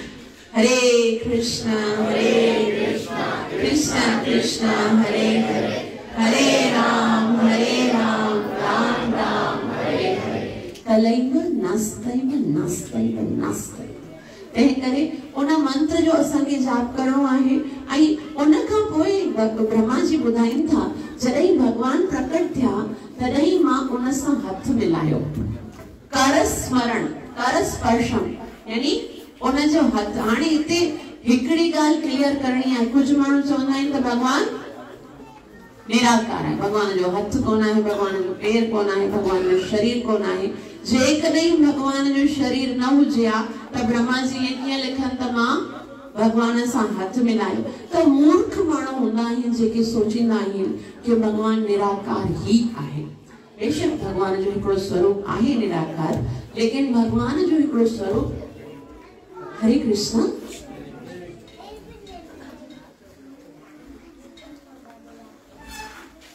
लेकिन भगवान जो स्वरूप भी आहे। त भगवान जेको आहे उन टाइम ते ब्रह्मा जी जी प्रार्थना सां भगवान उते प्रकट थिया ऐं भगवान ब्रह्मा जी के चतुर्श्लोकी भागवत जो उपदेश ॾिनो।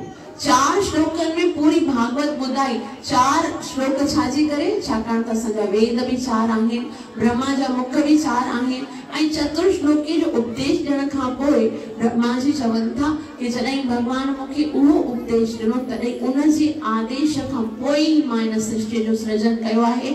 मां भगवान कोन आहियां ऐं इन ई तरह सां भगवान जी कथा ॿुधंदे ॿुधंदे हृदय जेके आहे सा उन भगवान जे अंदर लॻंदो आहे। ब्रह्मा जी चवनि था जॾहिं मां भागवत ॿुधी, चतुश्लोकी भागवत ॿुधी, तॾहिं मां भगवान में लीन थी वियसि, तल्लीन थी वियसि। असांजो प्रॉब्लम छा आहे? भागवत ॿुधण जे टाइम ते बि असांजो जेको कंसंट्रेशन हूंदो आहे न, वो मोबाइल फोन ते हूंदो है, या जो आता है ना उसके अंदर कंसंट्रेशन हो। कौन आया है आपके लिए, कुछ लेके आया है क्या?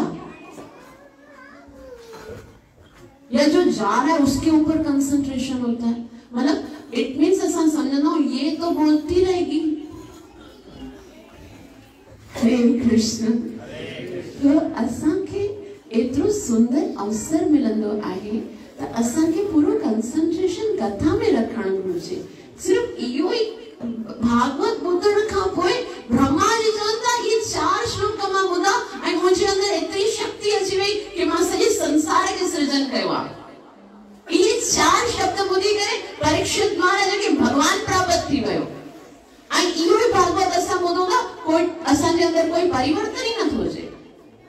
अहिड़े जा अहिड़ा त चतुर्श्लोकी भागवत जॾहिं भगवान ब्रह्मा जी खे ॿुधायो त उन में 2 सिद्धांत, 4 श्लोकन में 2 सिद्धांत ऐं ये ॿुधायो वियो आहे शास्त्र ऐं आचार्य चवनि था कि महाप्रभु जी कृपा खां सिवाय ये 2 सिद्धांत कंहिंखे ॿुधण लाइ बि न मिलंदा आहिनि, समझण ऐं जीवन में अप्लाई करण त वॾी ॻाल्हि आहे।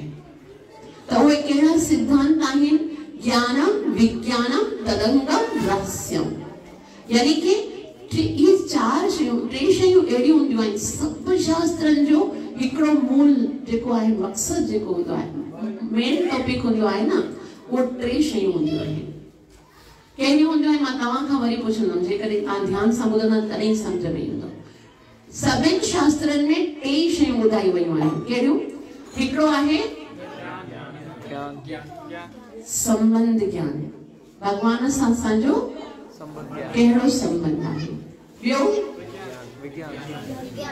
वो कहिड़ो आहे? अभिदेह, कि अगर असांखे भगवान, असांजो संबंध भगवान सां आहे त असां कहिड़ो प्रोसेस कयूं जंहिंसां असां भगवान खे प्राप्त कयूं। ऐं संबंध ऐं अभिदेह, उन खां पोइ आहे प्रयोजन, कि असां उहो जेको कार्य कयूं था उन जा असांजो प्रयोजन, प्रयोजन खे सिंधीअ में छा चवंदासीं? उद्देश्य छा आहे असांजो, उद्देश्य मक़सद छा आहे। हाणे संबंध ॾिसो, असां सभिनि जो संबंध जेको आहे उहो उन भगवान सां आहे जे असांखे बणायो आहे, हिन संसार खे बणायो आहे। भागवत में भगवान ॿुधाइनि था मूं खां पहिरीं कुझु बि कोन हुयो, मां हुयसि ऐं मां ई हिन सृष्टिअ खे बणायो ऐं अंत में केवल मां ई रहंदसि ऐं सभई मूं में समाइजी वेंदा। त इट मीन्स जेको कुछ उत्पन्न थियो आहे भगवान श्री कृष्ण सां उत्पन्न थियो आहे। भगवान श्री कृष्ण भगवत गीता में चवनि था ममैव अंश जीव लोके जीवभूत सनातन। जेके भी जीव आहिनि उहे मुंहिंजा अंश आहिनि ऐं मां ही अहम सर्वस्य प्रभवो मत्तः सर्वं प्रवर्तते इति मत्वा भजन्ते मां बुधा भाव समन्विता। मां ही न सभिनी भौतिक ऐं आध्यात्मिक जगतन जो स्वामी आहियां। त उन भगवान सां असांखे पहिरीं पंहिंजो संबंध जोड़णो आहे। भगवान खे सुञाणे करे भगवान सां संबंध जोड़णो आहे। ऐं पोइ अभिदेह, अभिदेह जो मतलब आहे प्रोसेस ऑफ भक्ति। कि जॾहिं जीअं आसान शब्दनि में जेकॾहिं पुछूं त कोई कन्या हूंदी आहे न, उनजो जॾहिं कंहिंसां संबंध जुड़ंदो आहे त पोइ जॾहिं संबंध जुड़ी वेंदो आहे त पोइ उहो प्रोसेस कंदी आहे कि मां इन संबंध खे कीअं ज़्यादा मज़बूत कयां। जीअं कंहिंजो कन्या जो विवाह थींदो आहे त पोइ उहो ई कार्य कंदो आहे जेकी कि उनखे प्रसन्न करे सके पंहिंजे पतीअ खे। उन ई तरह जॾहिं असांखे ख़बर पवंदी आहे कि कृष्ण सां असांजो संबंध आहे त पोइ असां भी उन प्रोसेस कंदा जेको कृष्ण खे प्रसन्न करे सघूं। ऐं उहो प्रोसेस छा आहे? नामदा भक्ति आहे। श्रवणम कीर्तनम विष्णु स्मरणम पाद सेवनम अर्चनम वंदनम दास्यम सख्यम आत्मनिवेदनम। कि कीअं भगवान सां मां अहिड़ो कार्य कयां जेके मुंहिंजो संबंध और भी मजबूत थी बने और मुझसे साथ साथ में सावधान भी रहंदी आयो आ कि मुझसे कोई ऐसी गलती ना हो जाए कि वो मुझसे रूठ जाए। ये ब गालियों याद रखणियूं आहिनि। संबंध असांजो कैसा है? कृष्ण जे साथ। और कृष्ण के असां प्रसन्न करण जो कार्य छा कंदासीं? जिए श्रवण करे रहिया आहियूं, असां कीर्तन कंदासीं, भगवान के भोग लगाईंदासीं, भगवान के स्मरण कंदासीं। साथ साथ में उन्हनि कार्यनि खां असांखे बचणो आहे जेके भगवान के पसंद आए, मता न रुसी वञे। मतलब 4 नियम जो पालन करणो आहे। छा करणो आहे? मांसाहार नहीं करणो, नशो नहीं करणो, अवैध संग नहीं करणो, जुआ नहीं खेलणो, कंहिंजो दिल नहीं दुखाणो, कुछ गलत कार्य नहीं करणो, के चीट नहीं करणो, के धोखो, यानी कि ये संबंध को पक्का करना है ना। भगवान के हर वक्त ये सोचो, कदे कदे ऐसा छा सोची लो, अगर मैं ऐसा करूंगा तो दुनिया को कैसा लगेगा? अगर मैं ये ड्रेस पहन के लाऊंगी लोग क्या कहेंगे? अगर मैं ऐसा लगूंगा तो लोग क्या कहेंगे? सोचना ना। कभी कुछ गलत करते वक्त ये नहीं सोचते कि जब मैं ये करूंगा तो कृष्ण मेरे बारे में क्या सोचेगा? प्लेट में जब मांसाहार आता है तब ये नहीं सोचते कि भगवान तो देख रहा है ना, क्या सोचेगा, है ना। कुछ भी गलत करते हैं तो क्या ये नहीं लगता कि क्या सोचेगा वो मेरे बारे में? जिस दिन ये समझ में आ गया ना कि मैं ये गलत कार्य करूंगा तो संसार का चुपी करे कुछ भी करे सघूंगा, भगवान का चुपी करे कुछ न था करे सघूं। हिकड़ी टीचर पंहिंजे सभी स्कूल स्टूडेंट्स के हिकड़ो एप्पल ॾिनो, ए चई वञी करे अहिड़ी जगह ॾेखाओ जिते को तव्हांखे ॾिसे न। कोई बार वञी वण जे पोयां खाई आयो, कोई बार वञी गेट जे पोयां खाई आयो, को रूम दरवाजो बंद करे खाई आयो। हिकड़ो बालक जेको हुयो न वो एप्पल वरी खणी आयो। तॾहिं टीचर जी खाई छो न आई? तव्हां मां चयो खाई अचिजो। चई टीचर तव्हां शर्त बि त अहिड़ी रखी कि जिते तव्हांखे केरु ॾिसे न उते खाओ। त चई कि अच्छा उहा कहिड़ी जॻह आहे जिते केर भी ना हो? जो वो तव्हां मूंखे ॿुधायो, छा अहिड़ी कोई जगह आहे जिते भगवान न हुजे? वो त ॾिसे त हो न। त असां मन संसार खां छुपी करे अपराध कंदा, लेकिन भगवान खां छुपी करे काथे वेंदासीं? तंहिं करे इते ॿुधायो वियो आहे कि अहिड़ो कोई भी कार्य नाहे करणो जेको भगवान के सुठो ना लॻो। खाली मंदिर में जाकर शराब ना पीना तो ये तो कोई बात नहीं हुई। अगर पीना है तो मंदिर में बैठ के पियो, वरना तो वो जगह बता दो जहां पर भगवान नहीं है। अपराध तो करने के लिए कोई जगह ही नहीं है, क्योंकि इन खां पहिरीं तो सॼी सृष्टि जे कण कण में भगवान के ॿुधायो वियो आहे, हर जगह ते भगवान आहे। त उन खां पोइ छा आहे? अभिदेह सां प्रोसेस ऐं उन खां पोइ प्रयोजन। इहो सभु कार्य असां छाजे लाइ करूं? छाजे लाइ असां भगवान सां संबंध जोड़ियूं? छाजे लाइ प्रोसेस ऑफ भक्ति कयूं? अभिदेय आहे, प्रयोजन आहे भगवान जो प्रेम प्राप्त करण जे लाइ। छाकाणि त असां जीव आत्मा आहियूं ऐं असां केवल प्रेम जे लाइ ही तड़पी रहिया आहियूं। ना मानो मगर हकीकत है प्रेम हम सबकी जरूरत है। और इन संसार जे साथ असां प्रेम करे कॾहिं भी आनंदित नथा थी सघूं। तंहिं करे भगवान जो प्रेम प्राप्त करण जे लाइ ये 3 कार्य करणा आहिनि।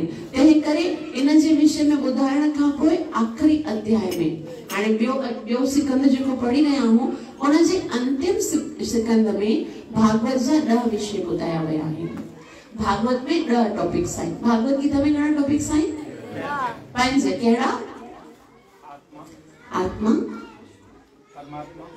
परमात्मा, कर्म, प्रकृति एंड काल। ठीक है, ईश्वर, जीव, प्रकृति, काल एंड कर्म। ऐं भागवत में 10 सिकंद आहिनि के 10 टॉपिक्स आहिनि। कंहिंखे ख़बर आहे? हाँ, यस वेरी नाइस। अत्र सर्ग विसर्गस्य स्थानं पोषणम् उति मन्वंतरेषानु कथा निरोध मुक्ति आश्रय। इन अंतिम टॉपिक्स के क्लियर करे शुकदेव गोस्वामी जेको आहे इन 2 सिकंद के समाप्त करता। पहलो टॉपिक आहे सर्ग। सर्ग जो मतलब आहे कि भगवान जे द्वारा यह सृष्टि कीअं थी आहे, भगवान इन सृष्टि के कीअं बनायो आहे। शुरू में कुछ न हुयो जीअं पहिरीं असां पढ़ो ये सृष्टि भगवान कीअं बणाई वो पहिरियों टॉपिक आहे सर्ग। उन खां पोइ ॿियो आहे विसर्ग। विसर्ग जो मतलब आहे भगवान त सृष्टि बनाई लेकिन उहा त शुरू में बणाई उन खां पोइ ब्रह्मांड जो खे भगवान बनायो ऐं पूरो जेको सिस्टम आहे न सो भगवान ब्रह्मा जी खे ॾिनो। बार बार जेको सृष्टि कंदो आहे सो केरु कंदो आहे ब्रह्मा जी कंदो आहे। ऐं उहो कीअं आहे जीअं सभई इंग्रेडिएंट्स जेके आहिनि से ब्रह्मा जी खे भगवान ॾींदा आहिनि। जीअं असांजे घर में कोई शादी विवाह अची थिए थो न ऐं असां कोई हलवाई खे घुरायूं ऐं उनखे सभई सामान ॾियूं खोयो बि ॾियूं मिठाई बि ॾियूं खंड बि ॾियूं ऐं चुल्हो बि ॾियूं हर शइ पिस्ता बादाम ॾियूं ऐं उहो जेको आहे सो असांखे सुठो रसगुल्लो या कोई मिठाई बनाए करे खाराए त बनाइण वारो केरु आहे वो शेफ आहे लेकिन इंग्रेडिएंट्स ॾियण वारो केरु आहे वो मालिक आहे। त वास्तव में जेको आहे उन्हनि वस्तुओं जो मालिक त उहो ई मालिक ही हूंदो न।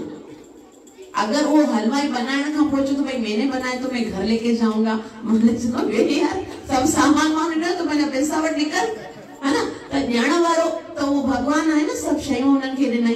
तो वो जेको विसर्ग जेको आहे सो केरु आहे ब्रह्मा जी कंदो आहे ऐं भगवान उनखे छा ॾींदो आहे 24 तत्व ॾींदो आहे पृथ्वी जल अग्नि वायु आकाश पंच महाभूत पंच ज्ञान इंद्रियों पंच कर्म इंद्रियों पंच इंद्रिय जा विषय मन बुद्धि अहंकार आत्मा ये सभी सामान जेको आहे भगवान उनखे ॾींदो आहे। ब्रह्मा जी उन सां सभिनि जीवन खे बणाईंदो आहे ऐं केतिरियूं योनियूं भगवान उनखे ॿुधाईंदो आहे 84 लख योनियूं। ऐं ब्रह्मा जी कहिड़े आधार ते इन्हनि 84 लख योनियुनि खे बणाईंदो आहे जहिड़ा जहिड़ा असांजा कर्म हूंदा आहिनि अहिड़ी अहिड़ी असांखे योनि मिलंदी आहे। जहिड़ा बि कर्म हूंदा आहिनि कंहिंजा कहिड़ा हाणे कर्म कीअं आहिनि जीअं असां मार्केट में वञूं न असांजे पास जेतिरो धन हूंदो एतिरो ई असां मतिलबु महांगो वारो जेको आहे व्हीकल ख़रीद करे सघंदासीं। जंहिंजे पास हूंदा ई 25-30 हज़ार रुपया हूंदा उहो छा ख़रीद कंदो साइकिल खरीद कंदो। जंहिंजे पास उन खां ज्यादा पैसा हूंदा उहो छा ख़रीद कंदो हाँ बाइक खरीद कंदो ऐं उन खां ज्यादा जंहिंजे पास कुछ लाख रुपया हूंदा सो हाँ ऑटो वठंदो। उन खां भी ज्यादा जंहिंजे पास हूंदे वो कैरोला वठंदो। उन खां भी ज्यादा जंहिंजे पास हूंदा से हाँ लैंड क्रूजर वठंदो। उन खां भी ज्यादा जंहिंजे पास हूंदा वो हेलीकॉप्टर वठंदो या फिर प्लेन। लेकिन जहिड़ो जहिड़ो उनजे पास व्हीकल हूंदो ओतिरो ई तेज रफ्तारी सां वो पहुची सघंदो। उन ई तरह सां असां भी जहिड़ा जहिड़ा कर्म कंदासीं उहो सम्झो असांजे पास धन आहे ऐं उन ई धन खे ॾेई करे असां ब्रह्मा जी खां हिकिड़ो शरीर वठंदासीं त उन ई शरीर जी क्षमता जे अनुसार असां भगवान जे पास वेंदासीं। जेकॾहिं कया 1 मिलियन जहिड़ा कर्म हूंदा त उहो प्रोसेस वॾो हलंदो न जॾहिं वरी मनुष्य जहिड़ो जनम मिले है ना। पोइ जेकॾहिं असां मनुष्य जो जनम वरितो आहे मनुष्य जो जनम हिकिड़ो अहिड़ो जनम आहे जंहिंमें असांखे गारंटी मिले थी कि हिन ई जेको आहे न डायरेक्ट सां फ्लाइट वेंदी उते गारंटीड आहे कि अगर इन जनम जो सदुपयोग कयो वञे त पोइ भगवान जे धाम ते वञी सघूं था। त पोइ इन ई 84 लख योनियूं यानी कि विसर्ग आहे। उन खां पोइ स्थान जो मतलब आहे कि केड़ी जाए माने केड़ो लोग काथे आहे केड़ो लोग काथे आहे यो भागवतम जो टियो टॉपिक आहे। ऐं उन खां पोइ आहे पोषण। अत्र सर्ग विसर्गस्थ स्थानम पोषण। पोषण जो मतलब आहे जीअं माली हूंदो आहे जॾहिं बीज पोखींदो आहे त उन मां अंकुर फुटंदो आहे लेकिन साथ साथ में कुछ अनवांटेड प्लांट्स जेके हूंदा आहिनि से बि नापसंद जेके कम जा पौधा न हूंदा आहिनि उहे बि निकिरंदा आहिनि। त माली छा कंदो आहे कुछ पौधनि जी कटाई कंदो आहे ऐं कुछ जेके कम जा पौधा हूंदा आहिनि उन्हनि जी सुरक्षा कंदो आहे। त पोषण जो मतलब है भगवान भी ईंदो आहे छाजे लाइ ईंदो आहे परित्राणाय साधूनां विनाशाय च दुष्कृताम् भक्तनि जी रक्षा करण जे लाइ ऐं राक्षसनि जो संहार करण जे लाइ। उन खां पोइ आहे ऊती पोषण। ऊती जो मतलब आहे कर्म जी वासना। मतलब असां जेके भी कार्य कंदा आहियूं उन्हनि जो कोई न कोई मन जे अंदर अञा ताईं वासना बनी रहंदी आहे। जी अॼु हिन शरीर में आप कोई कार्य करते हो या कोई इच्छा करते हो उन जी हिकिड़ी वासना हिकिड़ी सुगंध रही वेंदी आहे ऐं उन्हीअ जे अनुसार उन जा जेके उन कार्य जा जेके सुगंध आहे, उन ऊती जो मतलब होता है वासना, वासना जो मतलब होता है सुगंध, वो अगले कई जन्मन ताईं हलंदी आहे। वो इम्प्रेशंस जेके आहिनि से असांजे हृदय में केतिरो समय ताईं हलंदा आहिनि ऐं उन्हनि जे अनुसार असांखे ॿियो जनम मिलंदो आहे। जीअं भगवत गीता में भगवान चवनि था यम यम वापी स्मरण भावम त्यजत कृते कलेवरम तब तमय वैति कोन्ते सनातन भाविना। त ब्रह्मा जी जे पास न हिकिड़ो वॾो सो कंप्यूटर आहे ऐं उन कंप्यूटर में जॾहिं कोई जीव हाणे उन जो विसर्ग थियणो हूंदो आहे त ब्रह्मा जी जेको आहे उन जे हृदय जे अंदर जेको हिकिड़ो कार्ड रीडर आहे न, उहो उन जे अंदर कार्ड विझनि था ऐं ब्रह्मा उन जो जो उन पोइ जन्म में जेके वासनाऊं आहिनि, जेके इच्छाऊं आहिनि, उहे सभु लिखिजी ईंदियूं आहिनि।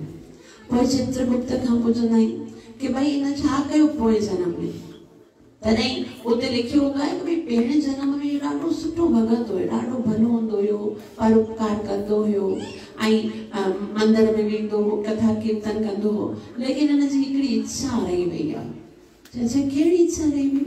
इन जी इच्छा रही हुई कि मूंखे हिकिड़ो वॾो सुंदर मंदिर बणाइणो हो भॻवान जो, उनमें भगवान जो भव्य विग्रह स्थापित करे उते पूजा कराणी हुई, लेकिन उनजे पास एतिरो धन न हुयो, तंहिं करे न बणाए सघियो।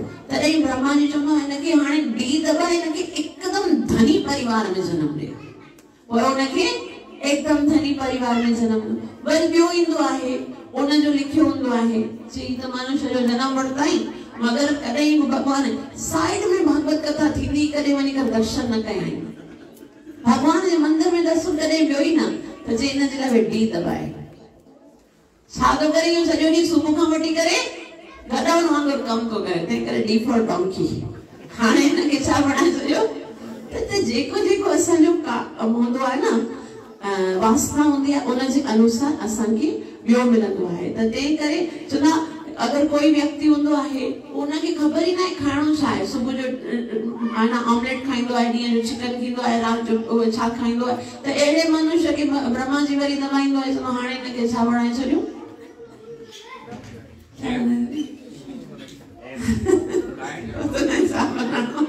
सोचे वठो। त इन तरह सां सृष्टि जी रचना थींदी आहे। उन खां पोइ आहे मनमंत्र। मनमंत्र जो मतलब आहे कि भगवान जॾहिं इहा सृष्टि बणाईंदो आहे त इन सृष्टिअ खे हलाइण जे लाइ भगवान शासन बि त कंदो न कोई, कि केतिरे समय खां वठी करे केतिरे समय खां वठी करे त 14 मनु भगवान बनाईंदो आहे जेके शासन कंदा आहिनि, राज्य कंदा आहिनि।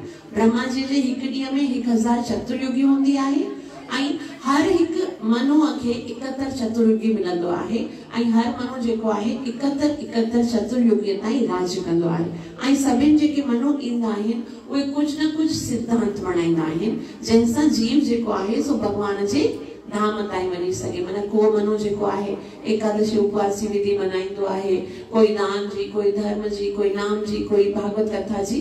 त इन तरह सां भगवान मनु जेको आहे न उहो भगवत गीता जी 4थे अध्याय में भगवान ॿुधाइनि था इमं विवस्वते योगम प्रोक्तवान अहम अव्ययम विवस्वान मनवे प्राहो मनोरिक्षवा के भगवत कि इहो जेको ज्ञान आहे मां सभ खां पहिरीं कंहिंखे ॿुधायो? सूर्य देव खे। सूर्य कंहिंखे ॿुधायो? पंहिंजे पुत्र एवं विवस्वते योगम प्रोक्तवान विवस्वान मनवे, वो मनुअ खे पहिरीं इहो ज्ञान मिलियो आहे। तंहिं करे मनु जेके आहिनि जेके हर मनु ईंदा आहिनि छो न उन्हनि खे ही ज्ञान जेको हूंदो आहे सो पहिरीं खां ई ख़बर आहे ऐं उन्हनि खे ख़बर आहे कि भगवान जी सृष्टिअ खे असां कीअं बणायूं। उन खां पोइ ॿुधाइनि था पर हर इन मनु जे प्रोसेस में सभु कुझु ॿुधायो वियो आहे कि हिकिड़े के मनुअ जे अंदरि केतिरा इंद्र हूंदा आहिनि, पुरंदर हूंदा आहिनि, केतिरो मतिलबु उन टाइम ते ऋषि केतिरा हूंदा आहिनि, सभु कुझु इहो ॿुधायो वियो आहे। ऐं उन खां पोइ आहे ईशानु कथा। भागवत जा 10 टॉपिक पढ़ी रहिया आहियूं। 7हों टॉपिक आहे ईशानु कथा। भगवान ऐं भगवान जे भक्तन जी कथा जेके हृदय जे अंदर जेकी वासना जा बीज आहिनि उन्हनि खे भुनी करे नष्ट करे छॾींदी आहे। वासना जा बीज जेके आहिनि न, बीज जॾहिं भुंजी वञे थो न उहो उन मां कॾहिं बि अंकुर फुटंदो न आहे। बीज तभी अंकुर फुटता है जॾहिं वो कच्चो हूंदो आहे, लेकिन अगर उनखे पहिरीं भुने छॾियो त पोइ उहो कॾहिं बि फुटंदो कोन। तंहिं करे हृदय जे अंदर वासना जा जेके बीज आहिनि उहे भगवत कथा सां भुंजी वेंदा आहिनि। ऐं ईशानो कथा खां पोइ आहे कि निरोध, यानी भगवान जी कथा में एतिरो तल्लीन थी वञो कि संसार सां जेकी असांजी आसक्ति आहे उहा समाप्त थी वञे ऐं असांखे भगवत मुक्त। उन खां पोइ आहे ईशानो कथा, निरोध, मुक्ति। मुक्ति 4 प्रकार जी हूंदी आहे। कहिड़ी कहिड़ी हूंदी आहे? सायुज्य, सालोक्य, सामीप्य, साष्टी। ये जेके मुक्तियूं आहिनि से कहिड़ियूं आहिनि? सालोक्य मतलब भगवान जे धाम में रहन, सायुज्य मतलब भगवान जे अंदर लीन थी वञन, सामीप्य मतलब भगवान जे निकट अची करे रहन, ऐं साष्टी मतलब भगवान जो को संगी बणजी करे रहन। त इहे जेके मुक्तियूं आहिनि न, भक्त कॾहिं उन्हनि मुक्तियुनि जे लाइ लालायित न थींदो आहे। भक्त चवंदो आहे मम जन्मनि जन्मनीश्वरे भवता भक्तिरुत, कि भक्ति जेकी आहे उहा मुक्ति खां भी ज्यादा वध हूंदी आहे। लेकिन भागवत में विभिन्न प्रकार जी मुक्ति जे विषय में ॿुधायो। ऐं नवो जेको टॉपिक आहे सो आश्रय। ऐं आश्रय माना शेल्टर। वो असांजो आश्रय केरु आहे? 10 सिकंद में ॿुधायो वियो कि भगवान श्री कृष्ण ही सभिनि जीवन जो आश्रय आहे। त हिते इन 10 टॉपिकन्स ते असांजो ॿियो सिकंद जेको आहे सो ख़त्म थियो आहे। ऐं इन अध्याय में जेको मुख्य ॻाल्हि ॿुधाई वई आहे सा छा आहे कि जेकॾहिं, छाकाणि त उनजो प्रश्न हुयो कि मरण वारे व्यक्ति के छा करणु घुरिजे ऐं जेको मनुष्य जे जीवन जो उद्देश्य छा आहे। त इन पूरे चैप्टर में मेन ॻाल्हि जेकी ॿुधाई आहे सा आहे श्रवण जी विधि।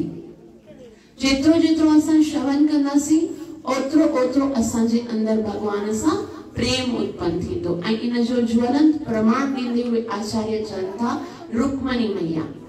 रुक्मणी माता कॾहिं बि भगवान श्री कृष्ण खे ॾिठो न हुयो, बस नारद जहिड़े भक्तनि सां भगवान जे विषय में ॿुधो हुयो ऐं ॿुधी करे उन सां एतिरो प्रेम थी वियो कि सभु कुझु छॾे करे भगवान खे अपनाई। इन तरह सां जेकॾहिं असां प्रेम ऐं श्रद्धा सां भगवान जी कथाउनि खे ॿुधंदासीं त अवश्य असांजे हृदय में भी भगवान जे लाइ प्रेम उत्पन्न थींदो। तव्हां सभिनी जा लख थोड़ा जो एतिरो प्रेम सां ॿुधो अथव, कृपा करे मूंखे आशीर्वाद अवश्य ॾिजो। त मां पंहिंजी सेवा ऐं साधना चङी तरह सां करे गुरु ऐं कृष्ण खे प्रसन्न करे सघां ऐं हरि नाम में रुचि वठी करे प्रेम सां भगवान जो नाम उच्चारण करे सघां।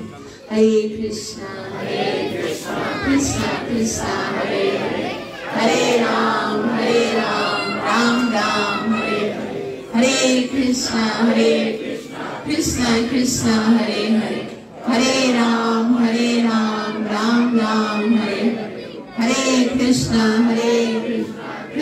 कृष्णा हरे हरे, हरे राम राम राम हरे हरे। ग्रंथराज श्रीमद् भागवत महापुराण की, कलिकाधार हरे कृष्ण महामंत्र की, पतित पावन निताई गौरंग महाप्रभु की, अत्यंत करुणामय निताई गौरंग महाप्रभु की, सर्व विघ्न विनाशक नरसिंह भगवान की, नित्य लीला प्रवेश डिवाइन ग्रेस ऑफ चरणारविंद भक्ति वेदांत स्वामी श्री प्रभुपाद की, और प्रेमानंद जोरदार ताड़ियों माता जी ने। सुबह शाम 12 महीना जेकॾहिं भागवत वेही पढ़ो तॾहिं तव्हां हेतिरो ज्ञान कोन थींदो।